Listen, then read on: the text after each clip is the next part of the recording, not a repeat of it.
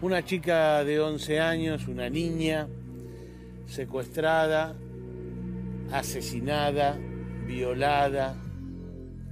Estuvo escondida por alguien, secuestrada, no se sabe exactamente, durante 9 días. Y después el final catastrófico. Y uno se pregunta, ¿por qué? ¿Quién? Ni siquiera hoy, después de 6 años, se sabe ni por qué, ni quién. Y la historia continúa, porque además uno se pregunta, ¿y qué? ¿La policía no lo pudo encontrar, no la pudo encontrar en 9 días? ¿No hubo forma de rescatarla? En ese drama nacional de 9 días, ¿no hubo una solución? Sol Rodríguez, Candela. Este es el caso. Aquella tarde de feriado del lunes 22 de agosto del 2011 parecía una más, pero no lo sería. Un manto de tragedia cubriría la jornada marcándola para siempre como parte de la triste historia del crimen en nuestro país. Con la inocencia propia de sus 11 años, Candela Sol Rodríguez salió de su casa de la localidad bonaerense de Villa Tesey, Hurlingham, a la hora de la siesta para encontrarse en la esquina con unas compañeras del grupo de scouts en el que ella participaba. El plan era ir juntas a la parroquia San Pablo Apóstol. Sin embargo, Candela nunca llegó a ver a las chicas y tampoco pudo volver a su casa. La noticia de su desaparición llegó rápidamente a los medios de la mano de su madre, Carola Labrador, quien actuó movida por la desesperación ante la angustiante ausencia de su hija. Candela desapareció ayer a las 3:15 de la tarde en la esquina de mi casa. Esta es la puerta de mi casa, esta es Candela. Si alguien la vio, por favor, comuníquese con la policía de Villa Tesey. Tras difundirse la imagen de Candela, el caso revolucionó la opinión pública. Sin perder tiempo, se organizaron marchas y eventos solidarios para colaborar con su búsqueda. Varios famosos se sumaron a la causa, movilizados por la desaparición de la menor. Nosotros nos reunimos, como seguramente en sus casas deben estar reunidas las 40 y pico millones de personas, y estamos seguramente pensando todos lo mismo. La búsqueda de Candela duró 9 días que se vivieron con suma intensidad. Las hipótesis sobre lo sucedido con la menor fueron variando. En un primer momento se especuló con la posibilidad de que se tratara de un caso de trata de personas o de órganos. El juez de la causa ordenó el allanamiento de varios prostíbulos de la provincia de Buenos Aires. La búsqueda se extendió a todo el país. Se sumaron a la causa 1.600 efectivos, 2 helicópteros y 143 móviles policiales. El que la tiene, que la devuelva. El que tiene a mi hija, que me la devuelva, por favor. Lo único que pido, devuélvame a mi hija. Por aquellos días, no tardó en conjeturarse que el caso podría estar relacionado con un ajuste de cuentas, ya que Alberto Luis Rodríguez, el padre de la menor, llevaba 14 meses preso, acusado de formar parte de una banda de piratas del asfalto. Incluso la propia madre de la criatura quedó en el ojo de la tormenta, al sospecharse que podía estar vinculada de alguna forma con el tráfico de drogas en la localidad de San Martín. Para el 29 de agosto se llevaban revisados 498 baldíos, hubo 806 registros domiciliarios, se rastrillaron 680 hectáreas, 1.188 llamadas telefónicas fueron chequeadas y se analizaron 150 cámaras de video entre municipales y particulares. Finalmente, 2 días más tarde, se produjo el hallazgo del cuerpo sin vida de Candela. 2 cartoneros la encontraron en un baldío, al costado del acceso oeste, a unas 35 cuadras de su casa. El 31 de agosto, el cuerpo de Candela fue encontrado por 2 cartoneros en la colectora del acceso oeste en Hurlingham. Las pericias, luego, informarían que el mismo estaba lavado, no logrando así obtener huellas, y comenzaron las dudas sobre una posible violación que sería confirmada posteriormente. 9 días estuvo viva mi hija esperando que él mande a la policía a rescatarla y nunca la rescató. De esta manera, se imponía la necesidad de desentrañar el misterio que rodeaba el crimen para encontrar a los responsables de haber terminado con la vida de Candela y hacer justicia. Doctor Torre, ¿qué significa que una chica estuviera supuestamente en cautiverio 9 días y que el cuerpo esté limpio, que tenga la colita hecha, que esté bien peinada? 2 lecturas, Tuni. Lo de la colita hecha indica que la niña estuvo bien cuidada, no hubo pérdida de peso, lo cual no es un dato menor en un caso de estos, porque cautiverio lo que inmediatamente lleva es a la pérdida de peso. Que el cuerpo lavado, evidentemente, para procurar la impunidad, eliminando la evidencia forense, ¿no? Pero esto significa que ella estuvo contra su voluntad o que fue consentido el lugar donde estuvo. Es que esa es una discusión que se restringe. Estamos hablando indudablemente de un delito contra la integridad sexual. ¿Sí? Un menor de 12 años, aunque consienta el acto sexual, es violación. Es un delito. Pero en los 9 días esos, ¿estuvo contra su voluntad o estuvo, digamos, la engatusaron? Lo que indica el cadáver, que este cadáver ha aportado muchísima información, es que ha sido cuidada y que la niña no perdió peso. O sea que estuvo en un ámbito que le brindó, digámoslo así, confianza. Por ahí engatusada. Es probable. Más sobre el caso Candela. En un contexto de indignación generalizada ante lo sucedido, se informó que los resultados a la autopsia del cuerpo de Candela arrojaron que su muerte se produjo por asfixia, en manos de sus captores.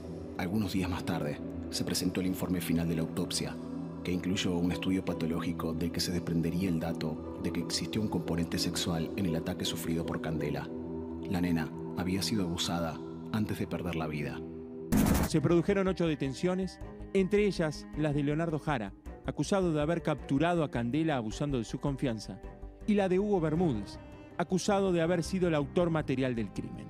Yo estoy libre y me siguen diciendo, como el doctor Burlando, que sigue diciendo que yo sigo implicado en la causa, que sigo siendo el asesino y violador de Candela. Y yo no tengo absolutamente nada que ver. En este doloroso contexto, la policía difundió la grabación de un llamado extorsivo que la familia de Candela había recibido días antes de que se encontrara el cuerpo de la menor.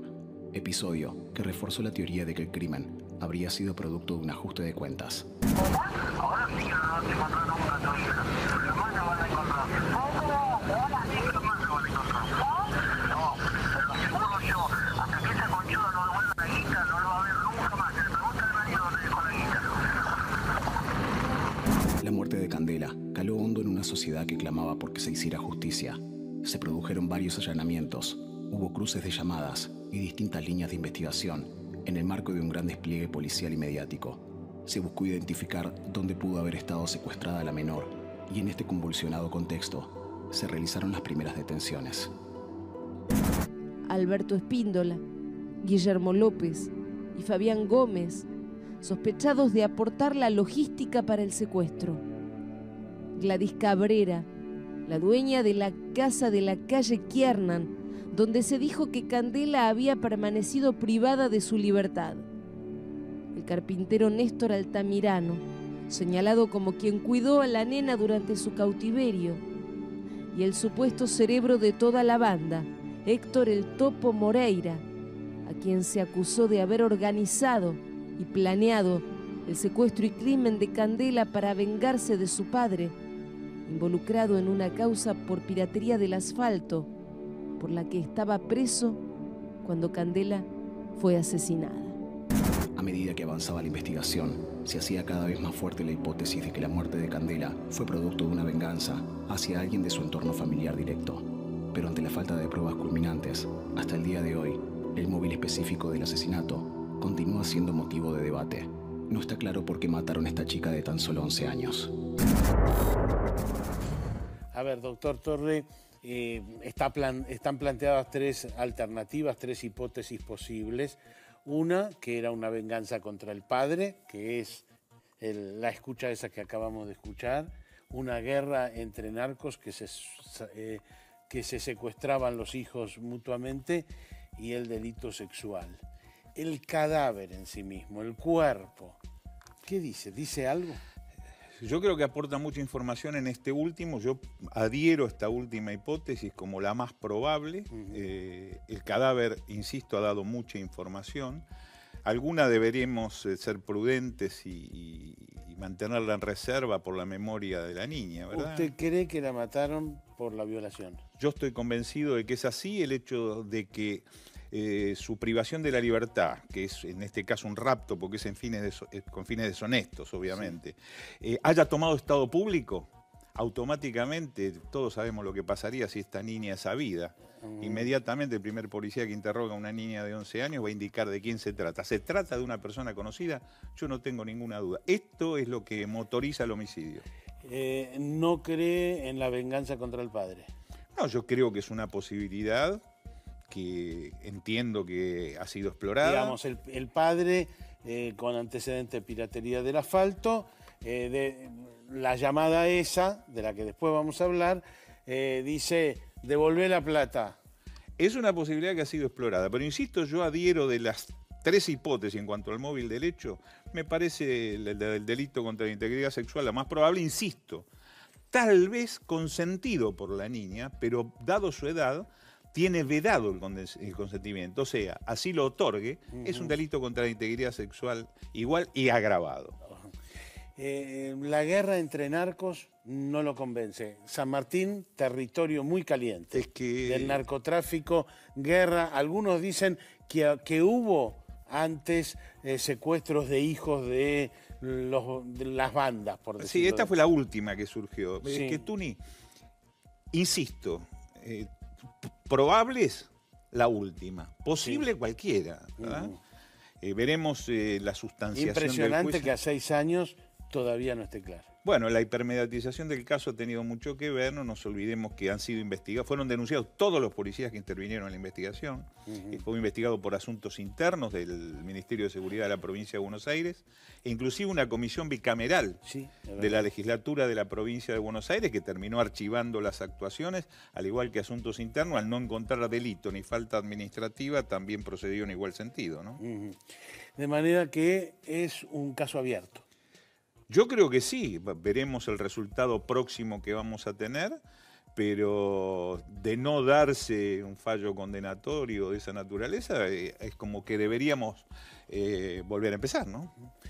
En nuestro diálogo con Carola Labrador, la madre de Candela, me asombré, porque ella daba la impresión que sabía quién tenía a su hija.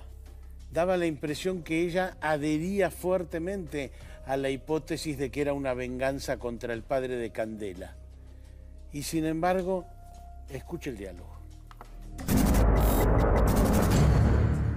Carola, bueno, cuando se cumplen 6 años de la muerte de Candela, mucha gente no se explica. ¿Qué pasó? ¿Tenés explicación? No. Creí encontrar la verdad el 4 de febrero de este año que empezó el juicio. O sea, fui con todas mis esperanzas porque creí que la fiscalía iba a hacer que encuentre la verdad, pero... En el juicio no apareció la verdad. No, solo defendieron la investigación de la fiscalía anterior y esta. Decía, el mismo Ministerio Fiscal se defendió entre ellos. Pero la verdad de lo que le pasó a mi hija no. O sea, la teoría oficial era que la secuestraron por un dinero que supuestamente tenía el papá de Candela. Eso ¿cierto? Es lo que instaló la fiscalía y bueno, sostuvieron hasta último momento. ¿Y hoy en día no te parece que el secuestro y el asesinato de Candela tuviera que ver con eso? No encontraron una prueba, o sea, no me dieron en todos estos años una prueba que diga, sí, mira, tu marido tenía tanta plata y esta gente que tenía vinculación. No encontraron nunca en tantos años alguna vinculación, ni con el papá de Candela, ni con la plata. Aparte yo vivía en la miseria más profunda, o sea, 3 trabajos tenía. Ahora, los que están acusados del crimen encima no les encontraron vínculos entre ellos, no les encontraron llamadas entre ellos. ¿Cómo se explica? Los que en el juicio se juzgaron a Gómez, Jara y Bermúdez. Exactamente. Todo lo que se aportó en el juicio sobre Bermúdez, que fue el que abusó y mató a Candela, que la tuvo horas, lo presenté yo. Ajá. ¿Y cuál es la base? A él se la dieron. Ella estuvo 9 días viva en un barrio que se llama Costa Esperanza, que es acá 10 cuadras. Ajá. ¿Y quién la tuvo ahí? ¿Y por qué? para mí, por lo que yo averigüé, que no es la versión de la Fiscalía, porque la Fiscalía nunca investigó eso, porque se cerraron en una investigación que no es la verdad, y era un asentamiento donde se cambiaban droga por chicos, por chicas. Es un asentamiento, porque sigue estando el asentamiento. Y esa villa nunca la revisaron, la revisaron el día que la pasaron a ella, que se la dieron a Bermúdez. ¿Y la tenían en ese lugar?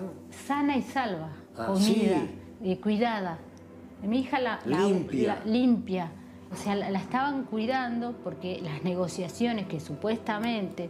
Todo esto lo digo yo porque yo me metí en la villa, pues la Fiscalía nunca me escuchó. A ver, si entiendo. La tenía un grupo narco y pretendía cambiarla a ella para llevarla a un prostíbulo, para llevarla donde fuera. Para mí sí.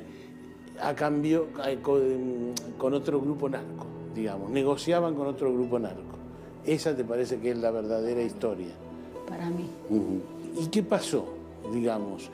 Fracasaron la negociación entre los dos grupos narcos y entonces decidieron matarla porque ya era un escándalo nacional. ¿Eso te parece? Para mí salió en todos los medios el día martes. Ella desapareció el 22 de agosto, que era el lunes feriado. El martes la cara de Candela era... Sí. Fue una revolución. Yo no sé qué pasó, por qué, porque todos los días aparecen chicos, pero la carita de ella apareció en todos lados y todo el mundo esperaba que ella aparezca viva.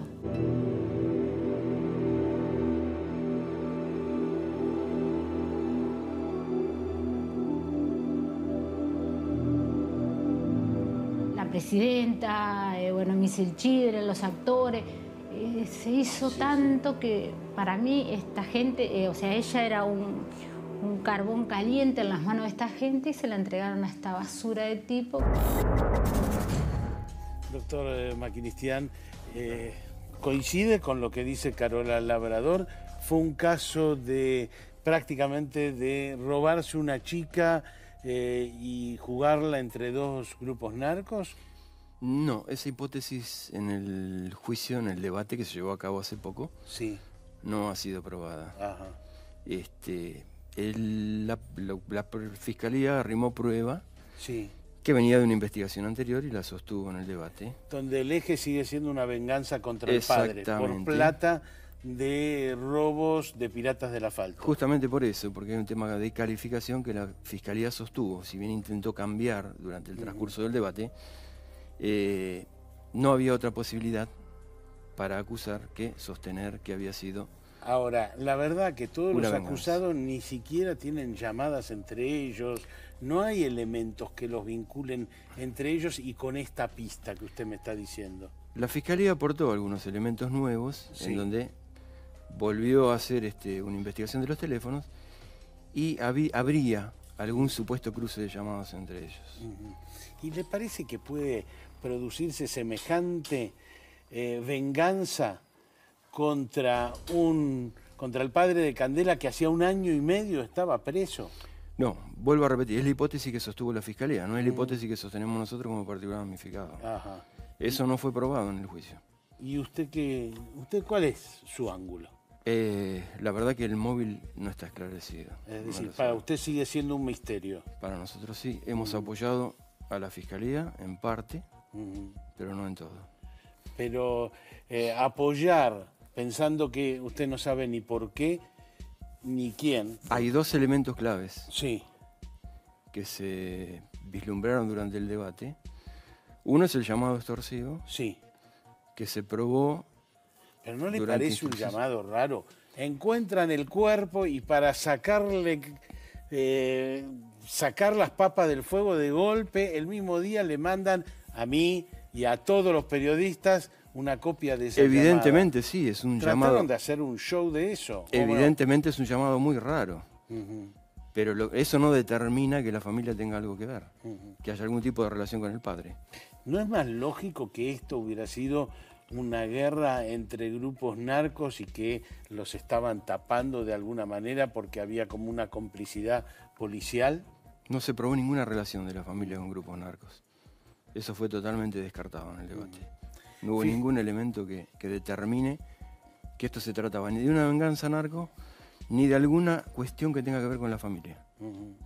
quedó totalmente descartado. Si bien la Fiscalía insistió en eso y siguió por ese camino.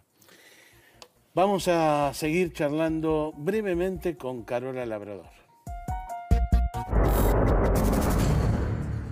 Carola, con esta nueva mirada que tenés, que Candela fue una moneda de cambio, hubo una negociación entre dos grupos narcos. ¿Por qué Candela? ¿Por qué eligieron a Candela? Y porque ella estaba ese maldito 22 de agosto ahí paradita, en la esquina esa de Bustamante y Coracero. Y bueno, era un día feriado, frío. Y ella estaba ahí parada como podía haber estado otra chica. Y fue mi hija ese día y... ¿Fue al voleo? Sí, porque nosotros, te vuelvo a repetir, vivíamos en la más absoluta miseria. O sea, no teníamos con qué pagar. Decidieron secuestrar una chica linda que vieron para disputársela entre... Ellos quizá pensaban que era más grande, que era una chica más grande, qué sé yo, ella no aparentaba 11 años, toda tapadita, pero tenía 11 años. O sea, eran dos bandas narco, una de ellas levantó a Candela, ¿para qué? Para mí, para venderlas, para pasarla a otro país, para venderla, para mí que es lo que, con todo este tiempo es lo que... ¿Y fue al voleo? Sí, ella estaba ahí, podría haber sido, hacía unos meses que habían llevado otra chica, otra vecinita, pero la nena se escapó de la camioneta, una chica un poco más grande, una vecina, así justo un mes y medio que había pasado con otra nena. Y en Hurlingham pasaban cosas así, lo que pasa que no fueron tan resonantes como lo de Cande, pero hubo varios chicos desaparecidos. La levantaron al voleo, vieron una piba linda en la esquina y la subieron a una camioneta. Esa es la hipótesis de la mamá. Exactamente. ¿Y usted, doctor, que es el abogado de Carola Labrador? Nosotros sostuvimos que no. Nosotros sostuvimos durante el debate que fue secuestrada. Esa es la calificación con la cual se elevó la causa. Sí. No había otra opción. Pero secuestrada para trata de mujeres, para trata de chicas. El motivo no está esclarecido.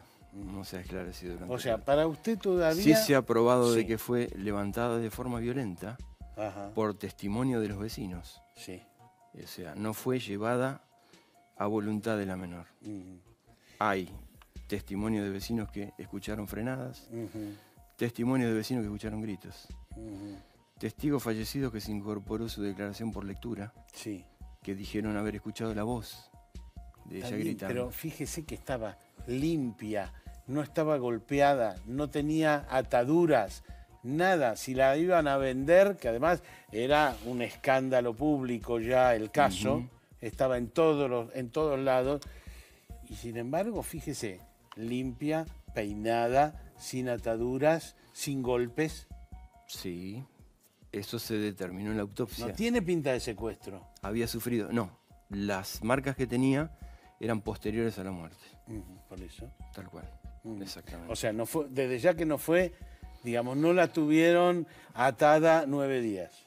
No, no está probada. No está probada. Entonces, lo que sucede es que estamos como ante un dilema. Por un lado, usted dice, ¿fue un secuestro? El cuerpo fue sometido a una toilette. Fue preparado. Fue lavado. Fue lavado y no se encontró ningún elemento. ¿La violación? No hay violación. Bueno, hay, digamos, hay abuso. Hay un abuso sexual. Hay abuso provocado por un elemento duro y romo peor que no se todavía pudo determinar exactamente que sea un pene. Pero peor todavía. Sí, hay abuso. Es coetáneo con la muerte y está determinado en la autopsia. O sea, eso es concreto. O sea, hay una situación sexual. Nosotros, nosotros disentimos de la calificación de la Fiscalía. La Fiscalía omitió calificar el abuso, cosa que el particular damnificado lo sostuvo. Correcto. Contra Bermúdez. Entonces, lo que hay es algo que se parece a un abuso, a un delito sexual. No, hay abuso. No está determinado que haya sido una violación. Son está dos bien, pero cuestiones delito distintas. sexual, porque esto tiene una connotación sexual. La muerte es provocada por una asfixia mecánica coetáneamente con la introducción de un elemento duro y romo por vía anal. Entonces, usted dice, yo el móvil sigo sin saberlo. Después de 6 años no lo tengo claro. Usted me planteó dos cuestiones, narcotráfico y piratería del asfalto relacionada con el padre. Sí. Eso está descartado, en el debate no fue probado.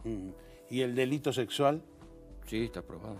¿Pero le parece el móvil que hay detrás de este homicidio? ¿Que haya sido la causa? Sí. Yo creo que no.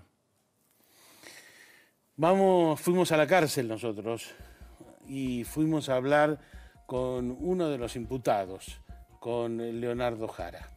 Esto dijo.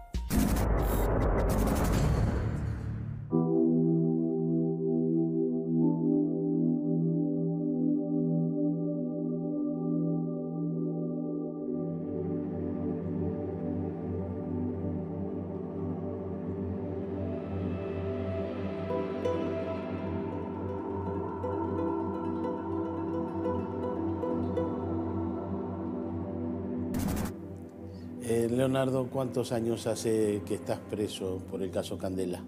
Y voy a llevar 6 años. 6 años. ¿Y por qué? Porque me involucraron en la causa unos testigos de identidad reservada pagados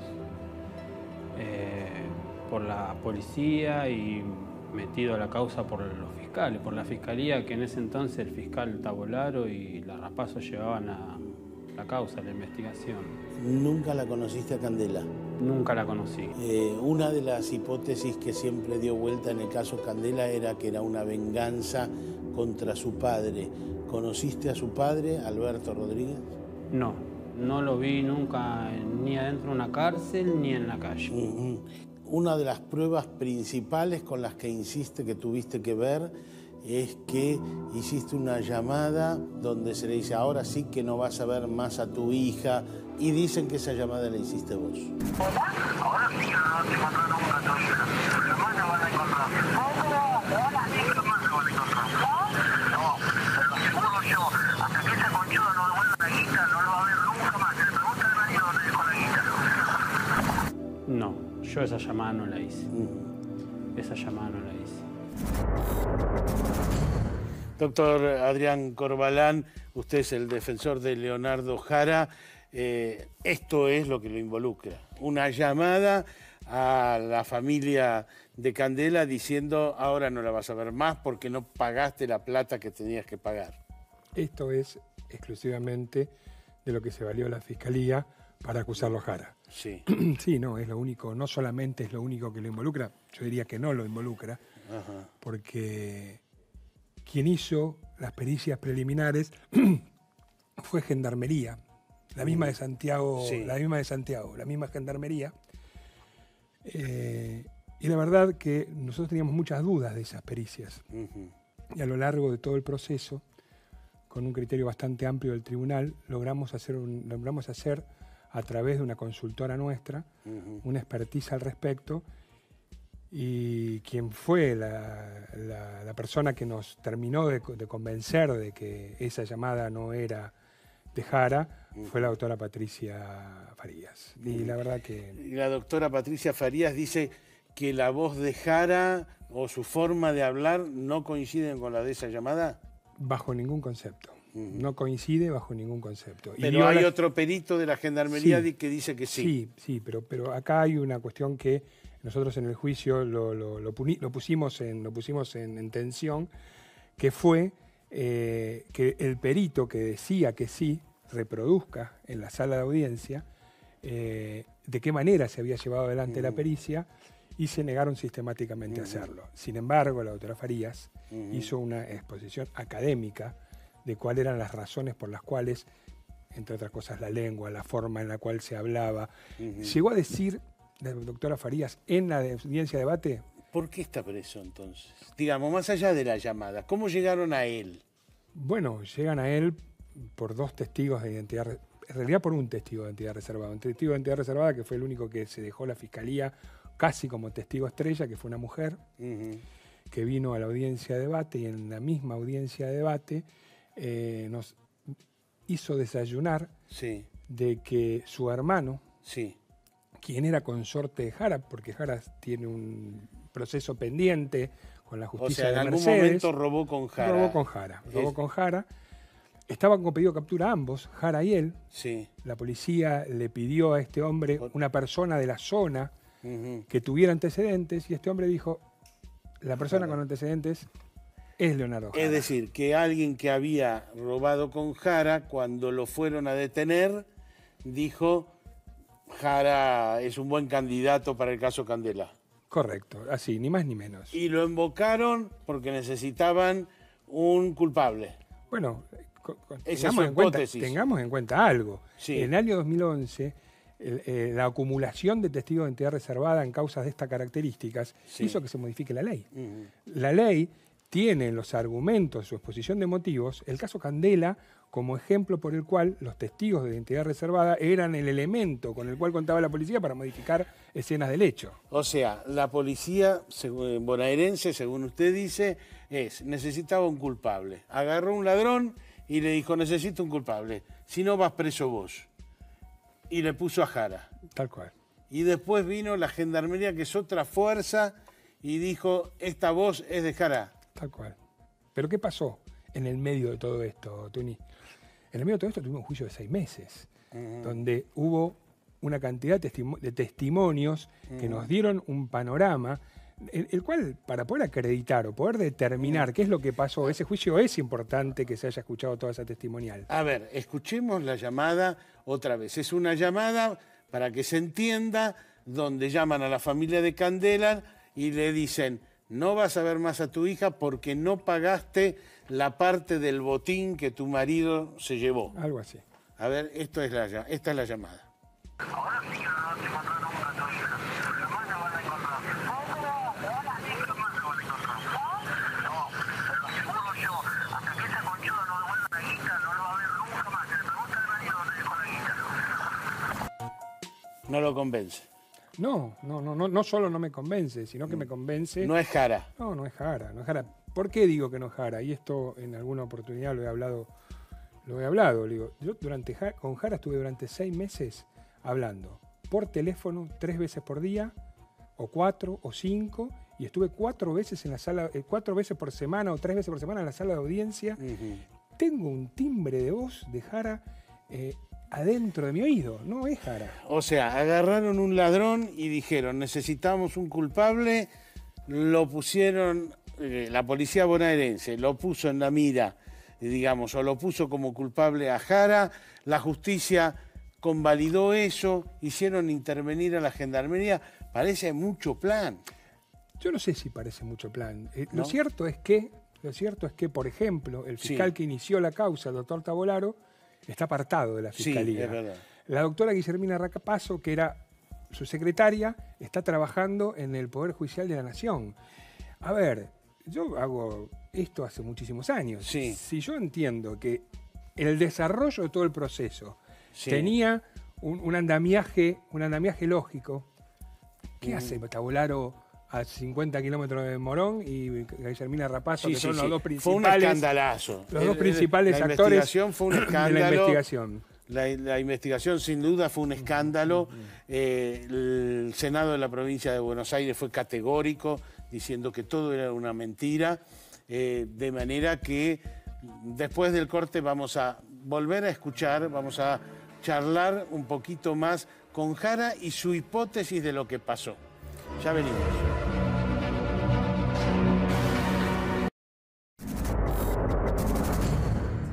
Te cruzaste con internos que estuvieron con Rodríguez, con el padre de Candela. ¿Alguno te contó qué pudo haber pasado? Sí, me crucé con varios pibes que venían de Magdalena, de la 36.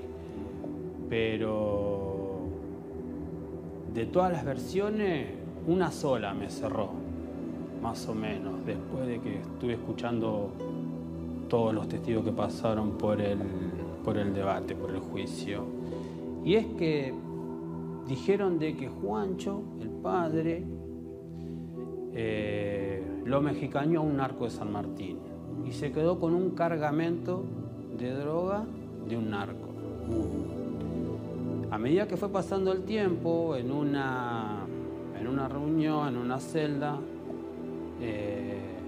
tomando cocaína, el padre se desbocó y contó lo que había pasado. ¿Qué es esto que nos acabas de decir? Sí, son versiones, yo no puedo acreditar nada, yo simplemente le estoy contando lo que a mí me contaron y así como me contaron 10.000 cosas.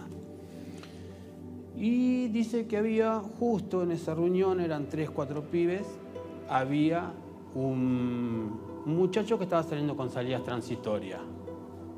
Este muchacho era amigo del narcotraficante de que le habían mexicañado la droga.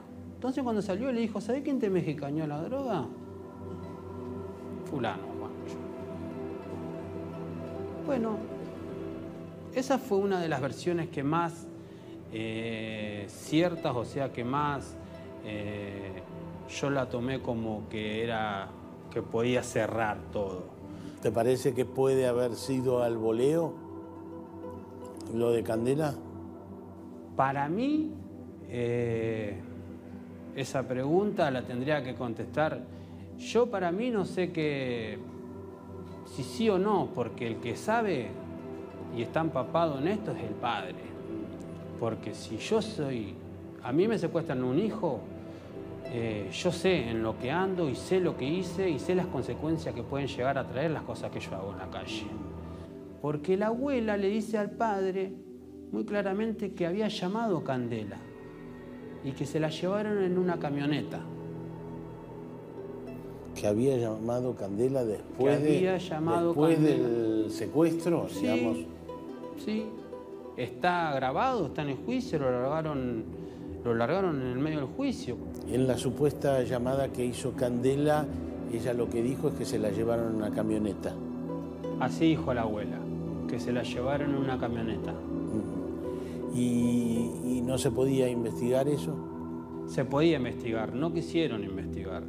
Porque ellos muestran en una cámara que pasa una camioneta, una EcoSport negra con la patente tapada, pero la muestran en una sola cámara.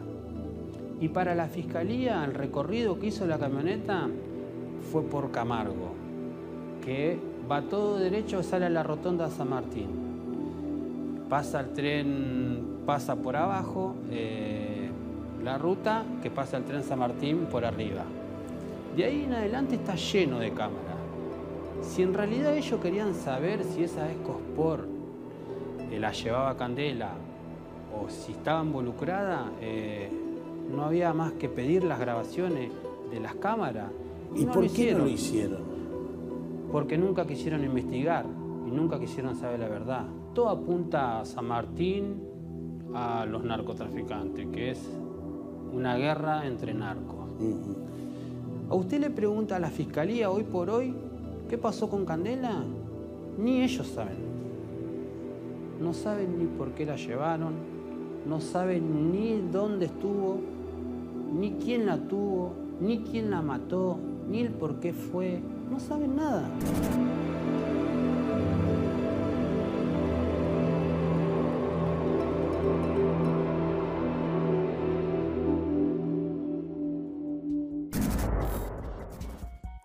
Doctor Corbalán, acá tenemos una nueva hipótesis, es decir, que el padre de Candela mexicañó significa robarle al narco, por decirlo de alguna manera, algún cargamento de droga. ¿Le cierra esa versión?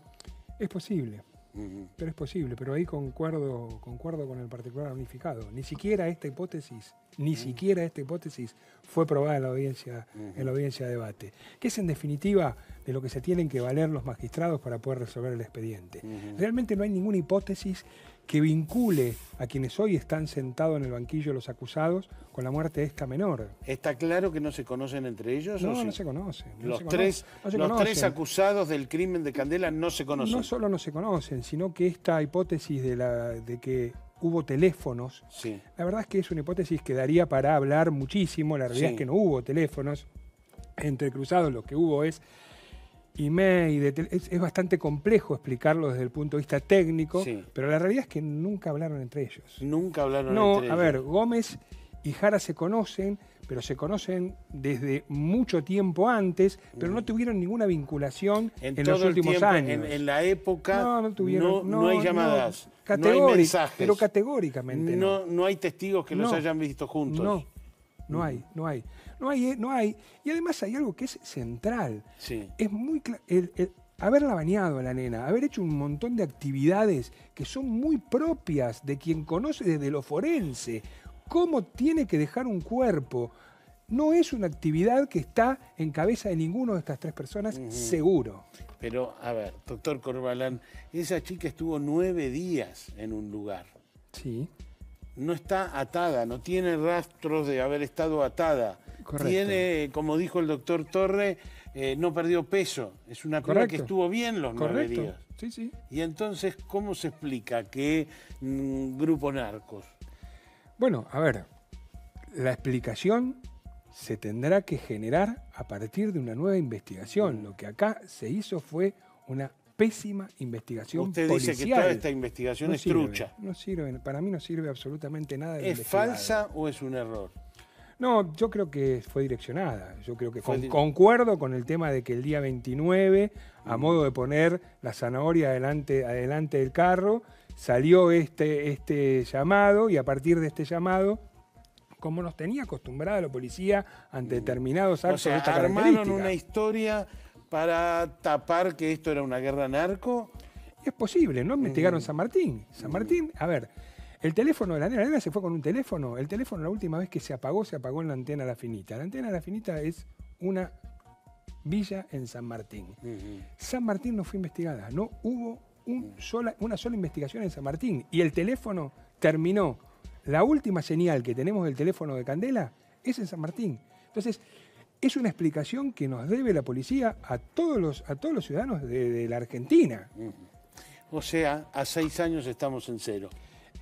Estamos preocupantemente en cero, porque atrás de todo esto hay una nena de 11 años que está muerta. Gracias, doctor. No, de nada. Después del corte, vamos a hacer todo el análisis del caso con el doctor Raúl Torre.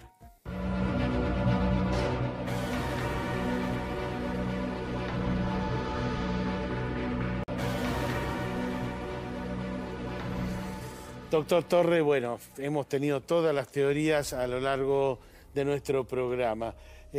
¿A usted la guerra entre grupos narcos no le cierra? ¿Por qué razón? No es que no me cierra. Yo lo que considero es que las 3 hipótesis sobre las que está trabajando son posibles. Sí. Lo que el cadáver ha indicado es que ha existido el delito contra la integridad sexual. De esto no hay absolutamente ninguna duda. Y las maniobras que se han realizado son para eliminar evidencia física de un delito contra la integridad sexual. Esto es incuestionable, al menos desde el punto de vista criminalístico. Eso usted siempre dice que la asfixia es bastante típica de un delito contra la integridad sexual. Es típica la asfixia, sea mecánica, por dogal, etcétera, para un delito contra la integridad sexual. El hecho que el cuerpo estuviera desnudo, para usted, ¿es un hecho categórico o es más bien una preparación? ¿La bañaron, la desnudaron para sacarse de encima las pruebas? Yo creo que ha sido para eliminar la evidencia forense, no tengo dudas sobre eso. Hoy en día la ropa que deja huellas, deja ¿qué cosa? Existe un principio de transferencia en investigación criminal, que es el criminal deja, el criminal se lleva, la víctima deja, la víctima se lleva. Yo creo que el Por caso ahí le quedó un más pelo. claro, el de Ángeles Rawson. ¿Qué dejó el criminal? Dejó sus tejidos. Sí. ¿Qué se llevó? Los estigmas unguiales de Ángeles. Y así podemos hablar de muchísimos casos. Ángeles lo rajuñó y eso fue decisivo porque se hizo el ADN en las uñas. No solo como prueba de cargo de muchísimo peso, como tiene hoy la prueba genética, sino a su vez cuando analizamos qué fue lo que llevó a la investigación del delito contra la integridad sexual por el lugar donde tenía rasguño, en la pelvis. Ahora, uno pierde tiempo sacándole la ropa a una persona para eliminar pruebas? Porque me imagino que el criminal quiere sacarse de encima el cuerpo. Yo coincido, Tuni, que cuando esas historias que nosotros vemos, que alguien carga un cadáver en el baúl de un vehículo y se lo lleva de Florida a Wyoming, es de Hollywood.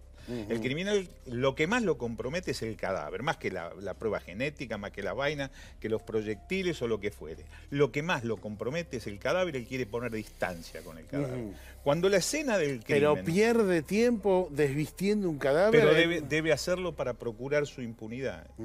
Por eso yo voy a insistir siempre en que la hipótesis de más fuerza es la del delito contra la integridad sexual seguido de muerte, ¿verdad? Correcto. Donde... Insisto, si hay consentimiento de la víctima, cosa que no lo sabemos y tal vez no lo sepamos nunca. Pero a usted le parece que la engatusaron 9 días y después eso derivó en una violación o algo que se parece a eso. Yo creo que es probable. Una hipótesis que en su momento se pensó, inclusive fue tratada, fue la de una fuga de hogar. Lo recordará. Sí. ¿Cierto? Ahora, al mismo tiempo, yo le digo, es territorio caliente del narcotráfico.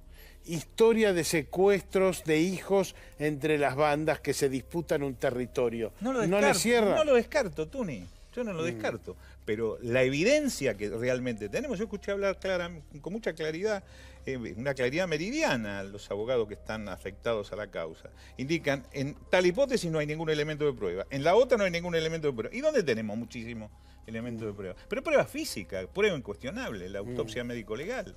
Estamos hablando de las pericias químicas, estamos hablando de los aportes criminales.